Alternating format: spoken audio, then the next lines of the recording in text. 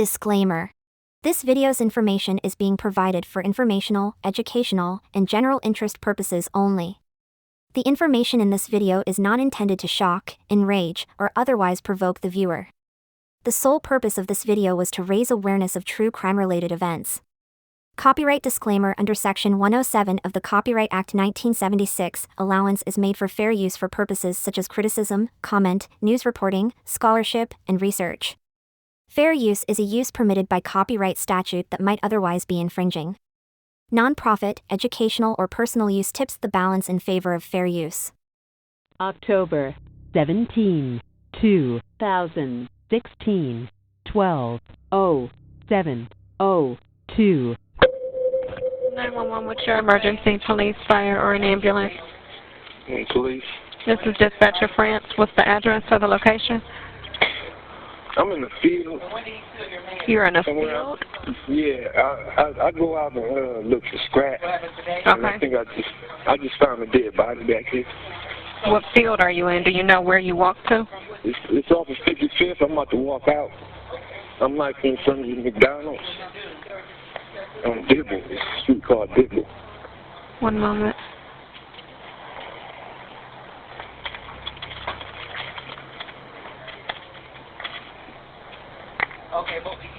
But you're on Dibble, right? Yeah, I'm on Dibble.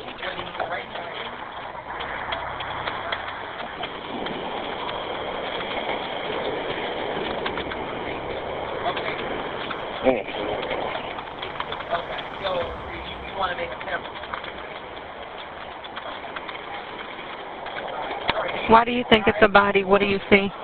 I picked up something. It's a bag. I picked up something, and I Like a garbage bag, or yeah, it's like a bag. a large bag, a small store bag, or what did you see? It's like a little bag you carry, like A duffel suits bag? around it. Huh? Oh, like a suit bag? Yeah, it's a big suit bag that you pack suits in.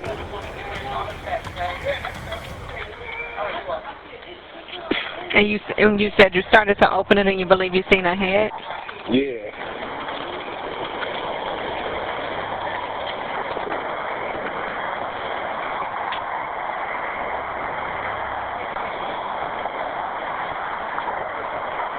What's your name, sir? William C. Johnson.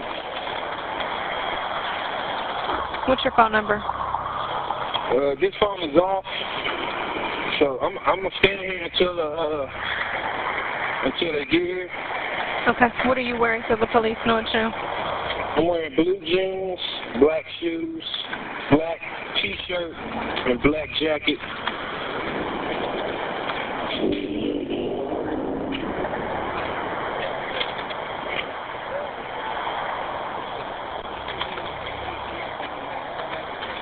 Can you see the McDonald's from where you're standing?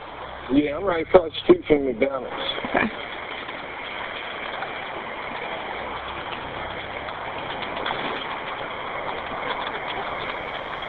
And you're standing on the sidewalk? Yeah. It's like a bunch of baby strollers back there too.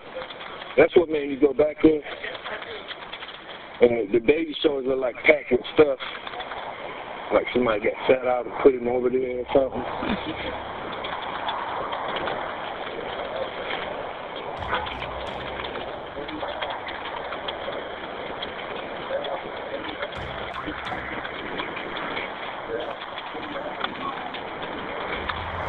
What color was the bag that you see? It was like a beige. No, it's like a burgundy, but it's real dirty.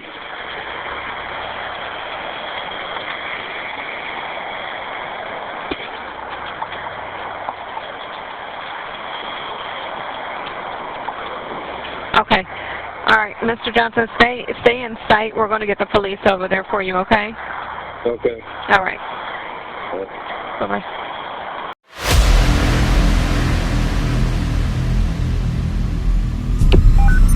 911, what's your emergency?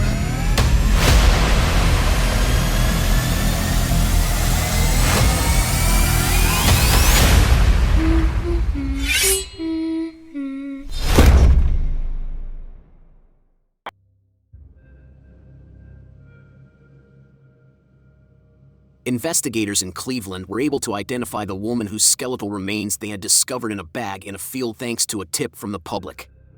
On October 17th, a man going through a field near East 55th Street and Dibble Avenue looking for scrap discovered the body of Brooke Cameron, 40, of Cleveland. The Cuyahoga County Medical Examiner's Office found that the victim had a gunshot wound to the head a few days after the wound was discovered. Before the bag was discovered, according to police at the time, it looked like the person had been dead for at least a few weeks. In collaboration with Dr. Linda Spurlock, an assistant professor of anthropology at Kent State University, the office produced a forensic sketch of the woman's look and identified important physical characteristics, such as the likelihood that she was Asian or Native American in ancestry. In an attempt to help the public identify her, the office made the sketch and description available to the public on July 10th. According to a press release from the medical examiner's office, an anonymous tipster who saw the sketch in the media the following day contacted a Cleveland police detective. Police used that tip to establish a tentative identity. According to officials, Cameron is of Native American descent. No one has been taken into custody and no potential suspect in Cameron's death has been named by the police. The motivation is still unknown. Detective Kathleen Carlin of Cleveland Police said that information about Cameron's move to Cleveland from New Mexico in 2015 with a boyfriend was obtained by investigators.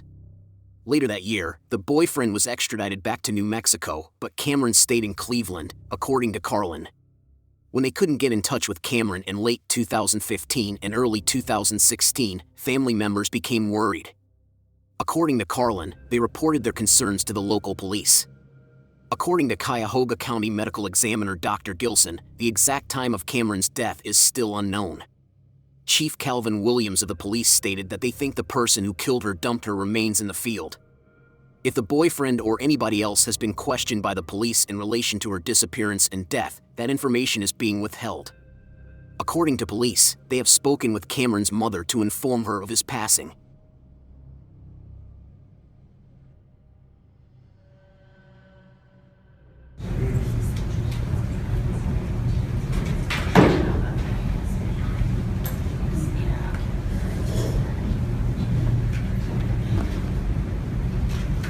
Everybody ready? Great. Good morning. Thanks for being here today. This is really a satisfying thing to report today. I think there's still work to be done, but here today to announce that there were skeletal remains that were recovered in October of last year that were not identified for a very, very long time. And today I can identify them as a woman whose picture is over here, Brooke Cameron. At the time she was recovered, as I said, her remains were largely skeletal and we couldn't do a visual identification, and we had to partner with a lot of people to help us. And part of that reason a lot of people are up here is to say thank you to so many people who helped out. To my immediate left is Dr. Todd Barr, who was a forensic pathologist in our office at the time. He's currently down in Akron. He finished his training and he was ready to go out. He led the investigation in our office. And I don't think Chief Williams needs any introduction, but he's flanked by Dr. Jim Schneider, who is our forensic dentist consultant, and Dr. Linda Spurlock, who is a professor at Kent State University, who is also our forensic anthropology consultant, as well as our forensic artist, and she generated those pictures. And in a minute, we'll let you tell you what goes into that process, because I certainly don't do that myself, and that's a high level of expertise. I mentioned Chief Williams, and beside him are Detectives Carlin and Antonoff and Commander McPike, who also headed up the Cleveland Police Department. I think, the reason I want to stress all the people who are up here with me is because these are collaborative things, and I think that it's important to acknowledge so many people who help. And I would add to that thanks our partners in the media, because as a result of disseminating this photograph, we were able to get information that led us to the identification. And were it not for that kind of help, we would not have had that opportunity to follow up on something like that. In my own building, I'd be very remiss if I didn't acknowledge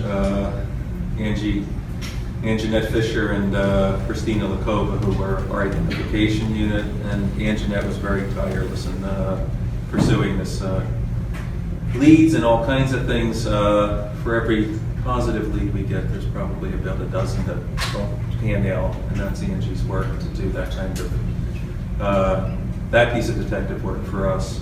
So we have notified family, Cleveland Police Department. We can bring some justice not only, but I'm glad whenever we have somebody to at least say that we identified them. And I'd say the real critical piece, at least in getting the leads that were the identification, was Dr. Linda Spurlock's picture, and I figured it was a good time to at least give her a chance to talk about how she does this, because I think it's very interesting.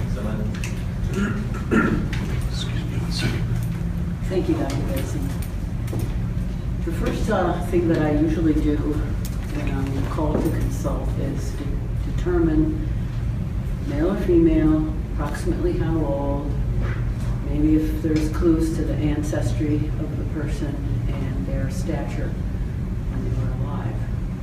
And we use clues of the anatomy for that. The pelvis and the skull are very important for determining the sex, and the pelvis, the joints of the pelvis are very important for determining age at death.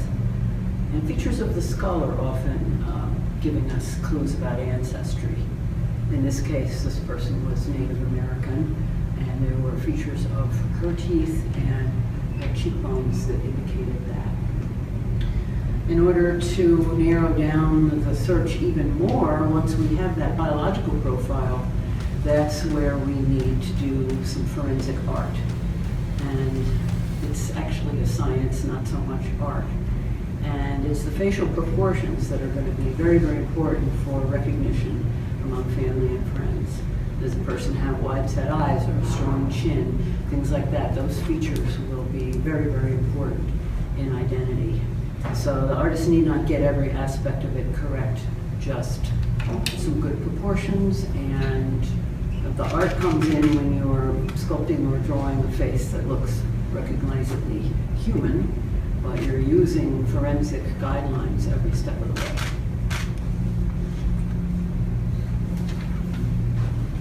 thanks. We will be able to take questions afterwards too, and I just wanted to turn things over to Chief Williams to comment on the investigation as well. Chief. Good morning. Well, again, as Dr. Gilson stated, this is definitely a collaboration between the Medical Examiner's Office and members of the Cleveland Division of Police, our homicide unit, Detective Harlan and our partner, Detective Intonac, did a great job on this. They followed up on leads. They wouldn't let this case go.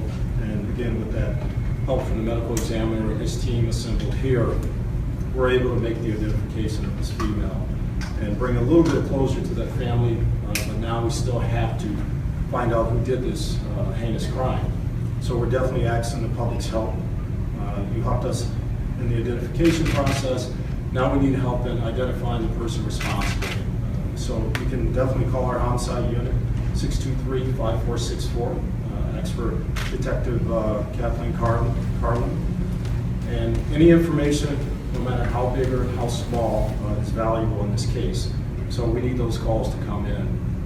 Again, I can't stress enough the partnership involved here between the Medical Examiner's Office, Dr. Gilson's team, and the Cleveland Division of Police, and our partners in the county, and getting to this point in this investigation so far. But we definitely need to solve this for this family. So I want to thank Dr. Gilson and his team, the members assembled here, for their work and dedication, but we still have a little ways to go. So, thank you. Thanks, Chief. Be happy to answer any questions anyone has. I'm curious, when did she go missing? What were the circumstances of that? We recovered the remains in October. Obviously, she had gone missing some period of time, months before that. I don't know if more to add on that. Can you come up to the microphone, please? I'm sorry. Thank you. Thank you. Brooklyn, she was called by her friends and family, came to the Cleveland area in 2015 with a boyfriend. The boyfriend was since extradited back to New Mexico, and she remained here in Cleveland. Between that time in December of 2015 and October of 2016, The family became concerned because they weren't hearing from her. They contacted the police and notified us of the circumstances. When she was discovered in October of 2016, her information, along with the information on other missing persons during that time frame, were given to the medical examiner's office. You don't know how long she's been dead, do you? You don't know any idea of when she was killed? That would be the No, medical. not exactly. No. Not exactly, or how she died? She died as a gunshot injury, yes. Gunshot. We do know that. Okay. Any idea how she wound up in that vacant lot?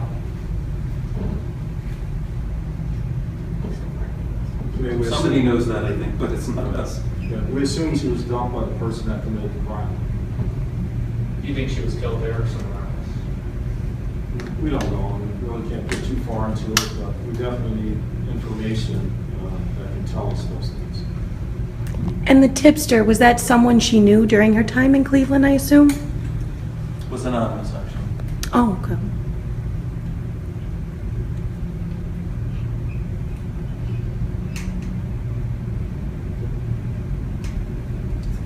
Okay, well, thank you, everybody. Cool. I'll be around to the folks, their discretion. Happy to answer any other questions. Thanks, everybody. Thanks for your help. Thank you.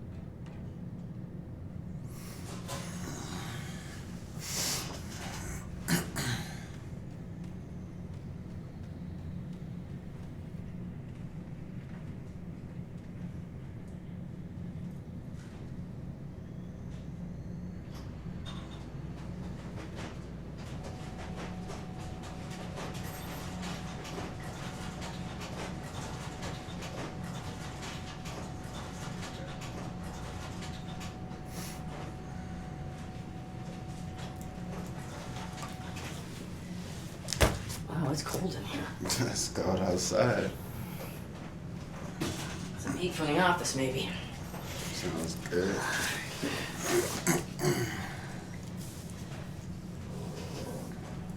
All right, Raheem, I'm Detective Carl, and I spoke with you on the telephone. First thing I'm gonna do is just get your basic information, okay? Okay. Is your first name Raheem? Yes, it is. And do you have a middle initial? T. And Schwarz, it's SCHWARZ. Correct. And how old are you? 28. What's your date of birth? 9/24/89. And your social?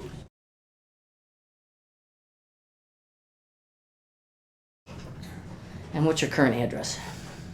Oh, Lord Jesus. I just moved to, I know it's West 89, 44102. I don't know. Other than that, to be honest with you, I know that much. Is that a single family, multiple? It's like one of those rooming houses. Okay. And what is your current telephone number? 320-7410. I believe this is a new number too. Okay, that's all right. As I told you on the telephone, we found some report that indicated you had contacted the police regarding an incident that happened on Linwood Road in a boarding house. Yes. Do you remember when that happened? It had to be August of 2016, I believe. Okay, can you tell me what happened? Long story. You want me to start from the beginning? Please. Okay, that day, what was it? I think it was a Friday because I got paid that day. So I met up with some friends. We went to FYE. Got a whole bunch of DVDs. I love my DVDs. Came back to the house. I was with my one friend, and her brother was supposed to meet us over there. So we get back, go upstairs. We turn on the haunted house too. He actually asked me. He was gonna sell like a radio to me for like $20. He said he needed help on rent. Who is he? Anthony. I don't know his last name. I know his first name. I knew him from the Lawn View. I was over there before I moved to the Wood, and that's how I met him. But it's crazy because we were always cool. But when he moved in there, it was weird because it's like I knew him for a while, and when you're cool with someone, it was like he switched in his head. Okay. Like he'd stop talking. He'd get real quiet. Like if I was upstairs, I wouldn't get home like 4:30 in the morning. He would always be downstairs. Like every time I moved upstairs, like left my room, whatever he was doing downstairs, he stopped it to listen to everything I was doing. And he would tell me stories about, and then he would say like certain stuff, and I would feel like it was directed towards me. But I'm like, I knew dude for like the last 2 years, never had a problem with him, so it couldn't be me. Okay, so you call him Ant, but you said his first name is Anthony? Anthony. I want to say it's McCoy, but I know that's not it. I know his name's Anthony. Everybody called him Ant. We called him Big Ant. He's like 6'2", 6'3", like 220, tall dude. And you said that this was you called it the Wood. That's the Linwood boarding house or rooming house? I called it the Wood because I just moved from Lawnview, which was the street over. His people actually stay on the View, and that's how I met him. And the View is Lawnview. Yeah. Was that a boarding house on Lawnview as well? Yeah. Okay. So you had lived with him on 2 separate occasions. No, what was... I've never lived with him. Well, I lived on the street. Oh, and okay. he was friends with people on that street because he grew up in that area. So Okay. I moved over there, people were out, and that's how I met him. Okay. So this is the first time you lived in the same residence as him, and you're both in the same boarding house. Right, but I'm looking for the report that you filed while you're talking. I've already heard crazy stories. I didn't see an incident happen with him. So back to that day. Okay. So I went out to the store.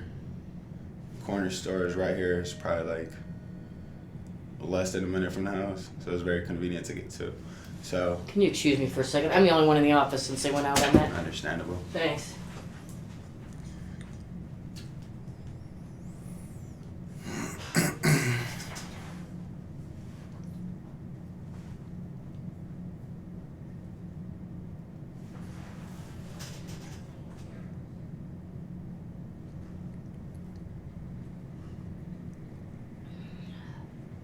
Apologize. It's okay, I understand. Okay. So, go ahead. You were talking about the Linwood and Ant. Okay, so I go to the store, and in my head, it's like I didn't want the radio, but I knew him. I was cool with him, so I was like, I got me some cigarettes and a beer. So I was like, I'm going to get him a cold one, give him a few dollars just to try to help him out. So I come back in the house, and usually, like I told you, he's always sitting on the first, what was that, me or you? He's always sitting on the first floor. That's all right. But it was, it was like one of those chairs that you're sitting on, and it was one of these chairs, and this chair was facing him like we are now. So like me walking in, I can't really see what's on the chair. Like I told you, I have my friend who's like a sister to me upstairs. She's still watching the movie, so she doesn't really know what's going on. I don't even know what's going on until I walk in. So I walk in, but he has the chairs turned slightly sideways. When I come in, I see it's a gun on the chair. Now I already knew he had a gun. He talks about crazy shit all the time. So I knew something was off. So I went over there and told him like, yo, I don't feel like buying a stereo, but I'll give you a few dollars and here's a code one if you want one. And he's listening to music or playing a game. And he's like, wait, hold up. And he's like, you're gonna buy the stereo. And I'm like, I'm not gonna buy that stereo. I'm like, but here's a few dollars. I'm trying to help you out. So he gets to talking crap. I see it's a gun. I'm not trying to get anything started. So I'll go back upstairs. My friend, that's like my sister. She tried to do some things with me, so I just kept my door open so she knew it wasn't that. We're cool. We're not that. I don't want to close the door and you think it's something else. So I'll go back out there. It's about 5-10 minutes. We're watching the movie. In my head, I'm thinking like, what's the best way to handle this? Because he downstairs tripping over nothing. I see it's a gun, and that's weird because I knew he had a gun, but I knew he kept it in his room. So why the hell does he have it on this chair? So I was like, we need to get out this house, but I don't want to scare her. So there was probably like 35 minutes left of the movie. So I'm like, we're going to watch it, and I'm going to just be like, let's go. Okay. So probably like 5-10 minutes later, he comes back upstairs. Now, we're laughing. Have you seen A Haunted House, too? No. You know, it's hilarious. It's funny as ever. So we're laughing. He comes up, and I knew he liked the girl I was with. And I've been telling him, like, if you like her, bro, go talk to her. Like, I don't know why you want to talk to her. So I think that's probably something that made him snap. I don't know. So he gets upstairs, and he gets to going off for no reason. Like, why you laughing? Close your door. I don't want to hear that. Just going crazy. He's doing that for like 5, 6, 7 minutes. Goes downstairs. So now it's like 5 minutes left in the movie. So we're still watching it. All of a sudden I hear boom. I think he's downstairs slamming something. Then I hear it again, boom.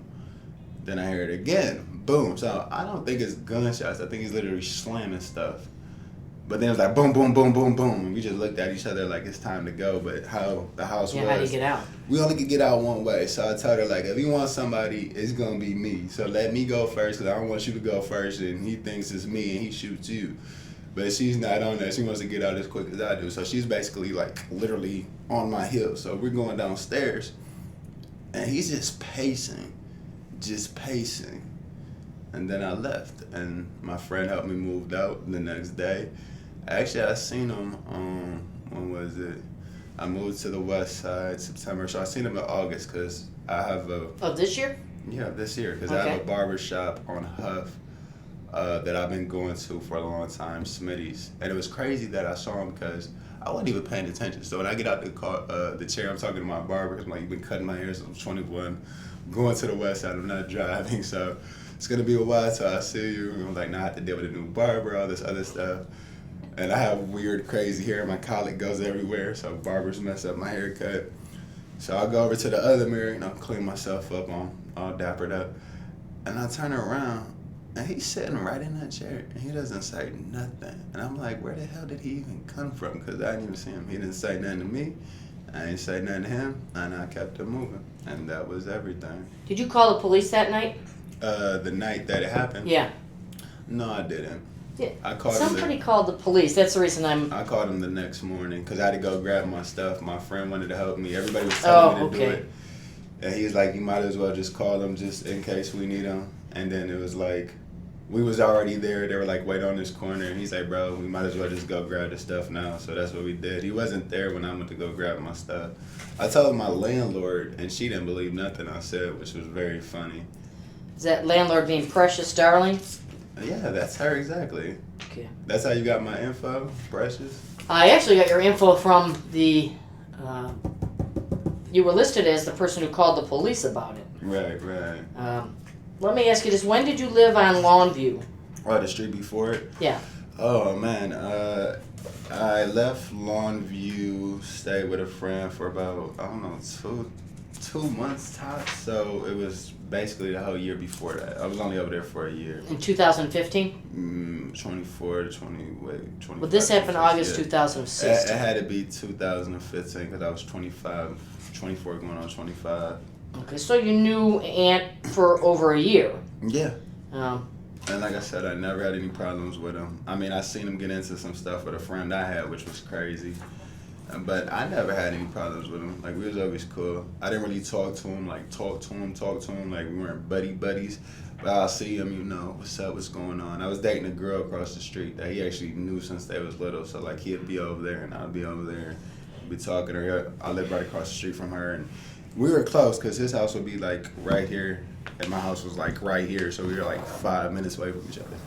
So every time we seen each other, we spoke. Everything was cool. I remember he left the neighborhood. Came back, seen him, talked to him. And to me, it was crazy because I always looked at, I had a lot of problems over there because I was dating an older female, you know what I'm saying? So her daughter was like 5 years early, so they didn't really like me that much. But it was like, I never had a problem with it. Even though he got into an incident with my friend, I tried to break it up, and even at the day after when everybody's like, F him, forget him, I was still checking, like, are you okay, you good? So to me, it was like, it was my boy, it was my friend, so that really messed my head up, like, aren't we cool? So we were cool. What changed? Yeah, I don't know. He snapped in his head. That's what changed. I'm going to give you 7218 Linwood was the address over there. Does that sound correct? Yeah, that's it exactly. All right, and the incident was that I have is for August 27th of 2016. That sounds correct because it was in August. And this is how I got your name, but that's not your correct spelling. Said the caller was Raheem Schwarz instead of Schwartz. Right. That's how I got your information. Okay. Could you see what kind of gun that was? I don't mess with guns, so I don't know guns at all. Okay. I couldn't tell you. You ever meet any of Aunt's girlfriends or? Girlfriends? I never knew him to have a girlfriend or a female friend like that. I mean, I knew one girl he messed with. It was my girlfriend's little sister, but she was only messing with him because he like got a whole bunch of money. So other than that, no. He was usually by himself. You're not. You said you knew him in 2015. Are you familiar with a Native American female that he hung out with? No. And when was this? Well, it would have been about October, November, December of 2015 into January of 2016. So I didn't know him to have any females. Actually, he did. One night, I remember I was at my girl's house when I was on Longview, and he was talking about some girl that did something to him, and he was drunk and he was trying to fight people. That might have been it, I don't know, but I've never met anyone that, I didn't know he had any girls because he was always by himself. I'm going to print out a picture real quick so I can show it and see if we're talking about the same person, okay? Okay, sounds good. What's up, Greg? Working? Yeah. Well, they're out at a homicide.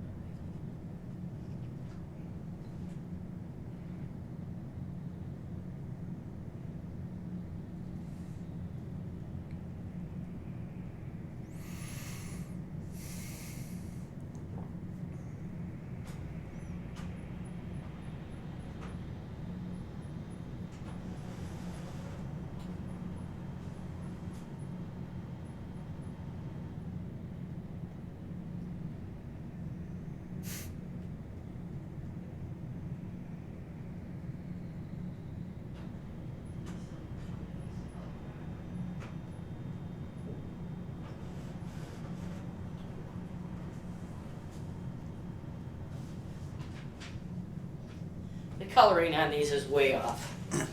I just want to give you a heads up on that. Yeah. That's the aunt that you're talking about, Anthony? Yeah. Okay. Do you recognize this female? Never seen her a day in my life. Her name is Brooke Cameron. When you were living with Aunt over on Linwood, did he ever talk about anything that happened at any other places that he lived? Yeah, he done talked about a few things. Anything specific that you can help us out with? Relating to a female, no. Other incidents, yeah. Such as? He said, wait, I think there is one relating to a female. I don't know if it's her. I don't think a female got hurt, but he said he was, I don't know where he was at. He was at a friend's house, apartment, I don't know, but he said there was a guy and a girl outside arguing, and dude was getting real tough, so he just got his gun and just went out there and started shooting. Then he said some other crazy stuff about, I can't remember exactly all what happened, but he said it was another incident with some people he used to chill with. He's like, I ain't gonna fight you, I'm gonna shoot you. So that's his response to issues? Yeah, like I told you, when I first met him, I had another friend that was in the little rooming house, but he was next door. Real cool dude. He was like a few years younger. The girl's house that I ended up starting dating, I told myself to stay away from there because I knew it was trouble, but sometimes you don't listen to yourself. But anyways, him and the other dude, I don't know what happened because I didn't really go over there at first, but he comes on the porch, and to my friend who's like a few years younger than me, and I know he's a few years older than me, he was like, oh, they said you're gonna beat me up or something. He's like, I just wanted to, talk to you man to man, and that escalated, and my friend wanted to fight him, and they went outside, and I tried to calm it down, like I thought it was calm, and they got to fighting, and he pulls out a knife, like he didn't even fight dude, which was weird because he's tall and big, and my friend's short. He was like the same size and way shorter, way younger, and that was weird to me. Instead of trying to fight him, he pulls out a knife. Then another time they get into it again, and he's saying he's gonna shoot my friend. I didn't even know. I was upstairs watching TV. I came out at the end of it. But they were both in a cop car because supposedly he had a gun and he was gonna shoot him. So yeah, that's what he likes to do. Fighting. Did you see any of the? You said you heard the pop, pop, pop when you were upstairs, but you didn't know that it was gunshots. Did you see any damage done to the house? I didn't see any. I basically left as soon as I could. It was dark, so no, I didn't see anything. When you went back the next day to get your stuff, was Anthony there? No, he wasn't there, and I was just trying to get my stuff and get so you didn't look around? I wasn't trying to catch a bullet. I mean, anybody got to do some crazy stuff like that, ain't no telling what they'll do. True. Right. Anthony's been arrested in connection with a homicide. Mm-hmm. And we're trying to get some background information on him. That's the reason that we contacted you. His history, those kind of things. I know right now, I'm asking you out of the blue this stuff. So if when you leave here, if you think of something else, okay, you give me a call and let me know. We can add it at that time. We're just trying to get some basis for his emotional state during confrontation, those kind of things, all right? Okay. You have mentioned a few things, but you might remember more, especially since you knew him for over a year. Mm-hmm. I mean, other than the stuff that I told you when he flips, I mean, he's basically a quiet dude. I mean, before he moved in, like my conversations with him, he was like one of those mature, like I said, he's like 32, 34. Mm-hmm. They were always like mature, older. He was like trying to like school you on stuff, like trying to teach you from what he knew. So I don't know if he bipolar or what. He was a good dude up until then. That's why I kind of messed my head up because I was like, I knew dude. Like I've had personal conversations with him. So like when he started switching, it wasn't making no sense to me because I was like, this ain't making no sense. Like I know dude. So yeah, in the call, I think you said that it was a non-emergency. Anthony also lives at the residence. He got upset about something last night and started shooting. You don't feel safe and you wanted assistance to the property. So you were looking for assistance when you went back to get your stuff is what it was. Because you didn't want to have another issue. No, I didn't want to get shot. That was my problem. All right. Well, that kind of makes, at least makes sense and adds up to what we had here. Is there anything else that you can think of that might help us out? That's pretty much it. I don't know anything else. All right, I'm going to go get my card. I'll give it to you, and then I'll escort you down, okay? I appreciate you coming in, Brittany. No problem.